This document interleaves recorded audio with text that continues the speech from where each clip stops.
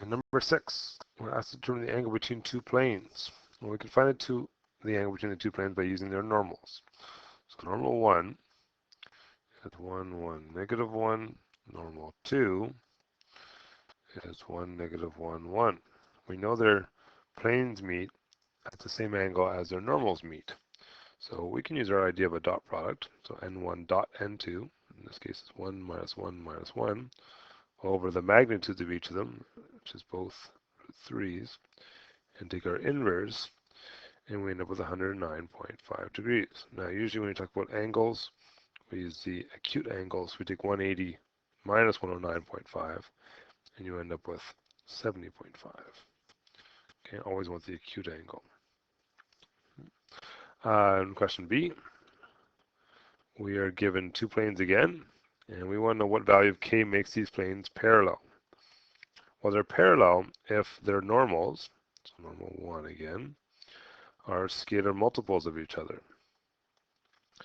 Normal 2 is k and negative 2 and 8. So if I examine the y values, I notice that normal number 2 is twice the size of normal number 1. Well, that's got to be true for your k values too, right?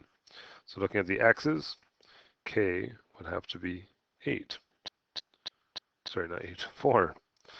2 times 2 is 4 usually. And if I look at those z values, well, half of 8 is also 4, so it makes sense that k is 4. In part 2, they want to know what happens if they're perpendicular. Well, things are perpendicular if they're normals. Dot product comes out to 0. So let's try our dot product.